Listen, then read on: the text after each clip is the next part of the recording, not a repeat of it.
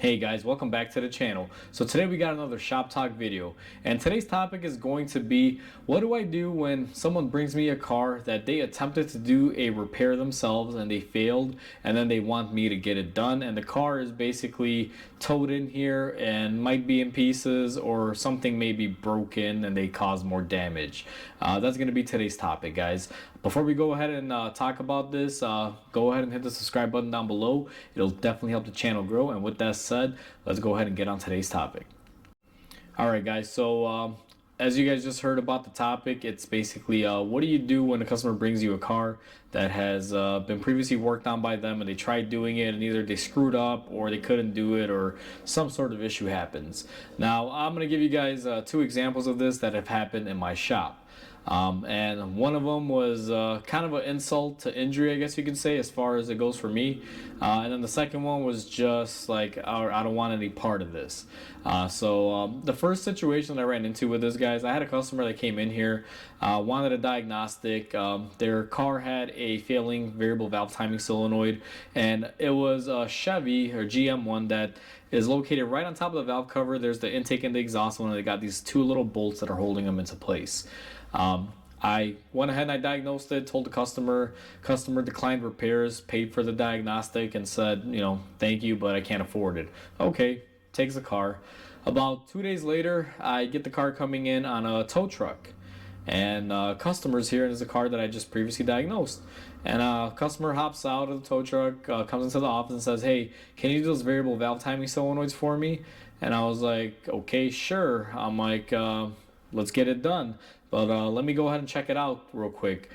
So before the tow truck, I always make sure, guys, when I have a tow in to the shop, I check the car before the tow truck driver releases it off the truck, because the last thing I want to do is, let's say they drop the car off and it's something really horrible that I don't want to get involved with. It's a lot easier to turn it around when it's on the truck versus it being here and stuck here, and then the customer has to get another tow.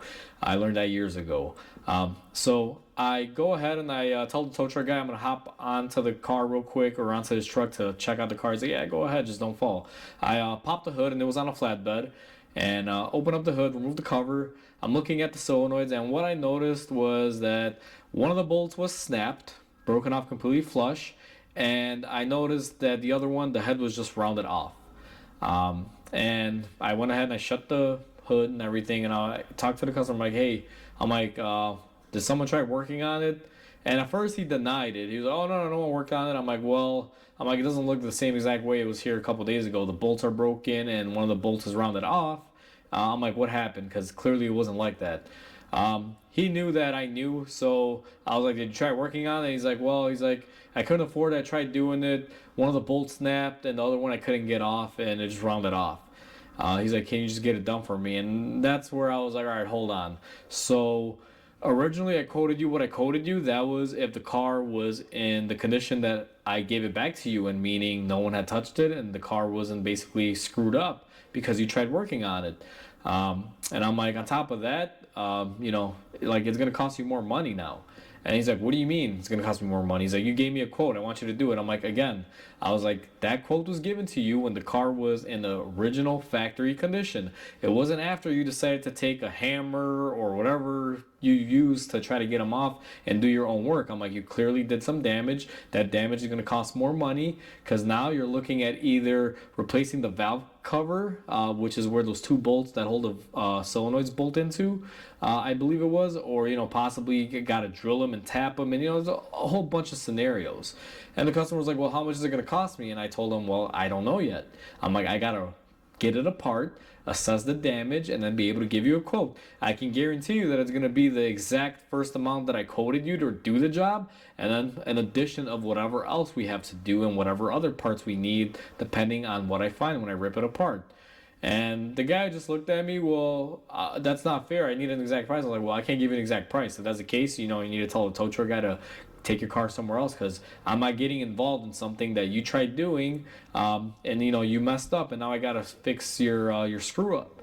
And he just looked at me kind of funny and was like, all right, you know what, whatever, fine, see you later, I'll go somewhere else.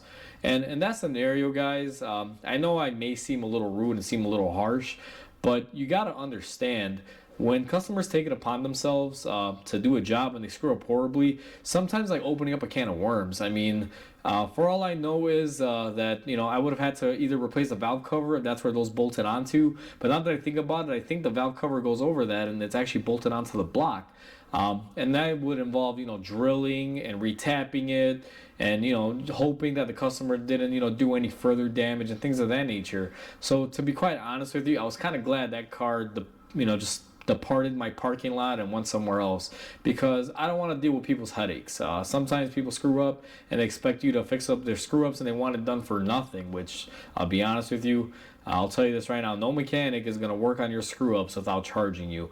If you went in there and you did damage, you're going to be paying for the original work plus whatever the damages are and whatever work you got to do to fix those damages and parts and everything. It's not as cut and dry. Like, it's complicated. So that was the first scenario that I had with this, guys, where I just decided to just let it go. Now, the second scenario is one that I actually wound up working on, and let's just say I should have, let's just say, not taken it in. So I had a customer that had a Chevy truck. They were trying to do a wheel bearing on the truck. Apparently the wheel bearing was seized on there. They couldn't get it off. They tried to do everything and they just couldn't get it off. And the process of doing this, I guess they took a 30-pound sledgehammer and just started beating the actual knuckle portion. And the truck got towed into me. And the customer had called me, and he is a customer that I work with normally. He's been here quite a few times, and he told me, hey, I tried doing my own wheel bearing. It's really stuck on there. I just put it all back together and called it a day, and I want to bring it into you.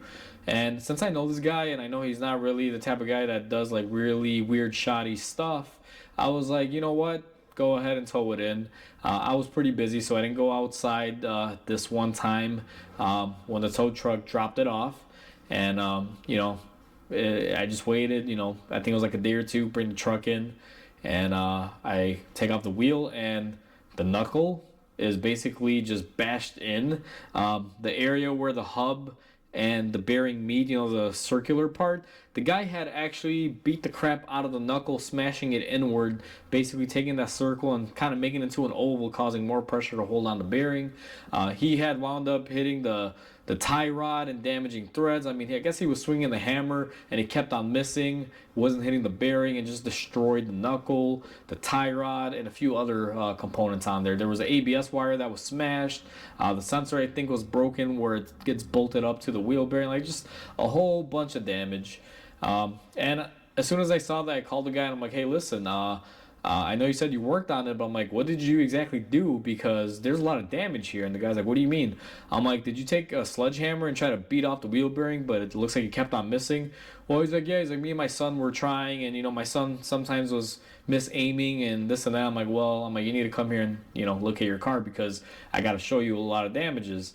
And the guy's like, well, I won't be back for a couple days. So I put the wheel on it. A couple days went by. I had taken all the pictures and I showed the customer, and he was like, well, how can that be? We didn't do it, this and that. I'm like, it is what it is.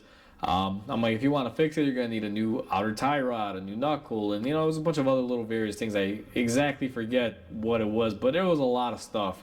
And I was like, you have the option of one or two things now. Either I do this, or you can take it and do it, but you're going to pay me for the time that I have invested in looking at it.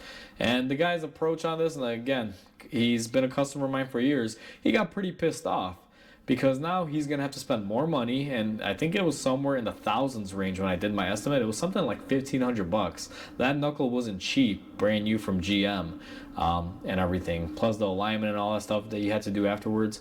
So I gave him the quote, and he's like, oh no, he's like, I'm not doing that, I decline. And I'm like, okay, well, you owe me, X amount of dollars for looking at it, for the time that I, inspecting it and everything. He's like, why would I have to pay for that? I'm like, listen, I took the time. I got the truck in the shop. I looked at it. I do apologize that, I know you have some tow money on it, but I'm like, this is not something I can see on a tow truck until the car comes in here. I won't know. And, he was kind of pretty pissy and defensive and this and that. He's like, well, if I'm going to be replacing the whole knuckle and this and that, I could just do it myself. There's no need for you to beat off the bearing or take it off or anything. And I was like, I agree. That's true. If you know how to do it, go ahead and do it. But I'm like, judging based on what you did here, it doesn't look like you're going to be able to do a great job, but whatever. That's none of my, none of my concern. And that's the one thing that I regret, guys. I kind of put my 2 cents on it because I got a little heated. I should have never said, because basically in that sentence I said, hey, you're basically a moron who screwed up. And I try not to do that with customers. I don't want to get involved that far, but unfortunately I just was in the heat of the moment and that slipped out. So the guy's like, well, whatever, here's your money. He's like, I'm never coming back here again.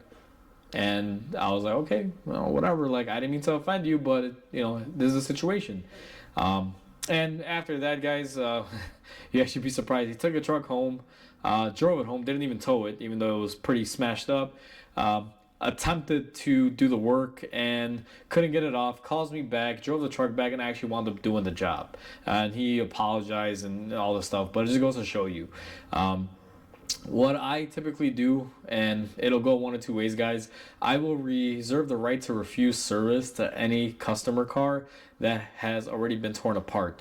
I've worked on a lot of cars in other shops that I wasn't the owner of, where customers tear apart the transmission and then it's like you gotta play guess where this went, guess where that went, and I just don't like doing that. The only way I take in cars that customers tried working on is if the car is fully assembled. If someone tries to tow me a car here that is torn into pieces, I will just refuse it. I'm not gonna go on a chase to figure out what bolt is missing or where this went. It's just, if you don't tear it apart, you just don't know. I've had cars come in here where people basically have the head of the motor apart, and they're like, can you put it back together because we don't know how to do it. I'm like, no, I'm not getting involved, I'm sorry. You either get a whole engine put in, but I'm not fixing this or putting it back together. And normally people will just come in here with like a box of stuff, be like, all right, there's a car, here's a box of random stuff, and they expect me, because I'm a mechanic, to know where this bolt went, that bolt went, or this washer went here. And like, it doesn't work that way, guys. We don't have a magic crystal to know where all the stuff went. So if something comes into me torn apart to pieces like that, or something is just opened up, I will typically refuse it. But if something is somewhat together and the customer understands and accepts the terms and what we're headed into and what we're headed in for, as far as like cost and this and that, and they understand, they give me the okay, I typically have no problem working on something that a customer attempted to work on. But again, it just depends on how much damage or what they did to it. And it's something that a lot of mechanics just will flat out just deny working on. If someone touches it, like, nope, we're not touching it. And I've seen that out there too, guys. But either way, I just wanted to kind of share this with you guys as a little video to help you guys out, that if you guys are unsure of how to do something, I would say just take it to a mechanic, because if you try to do the job and sometimes have to take it into a mechanic, you just may be spending more money than you were going to originally spend, or you may find that no one wants to touch your car because they don't want to deal with the headache of it. So I just want to throw that out there, guys. I would love to hear your comments on this, so please comment, like, and subscribe, because it definitely helps the channel grow. And with that said, guys, I hope you guys have a wonderful day, and I'll catch you guys on the next video.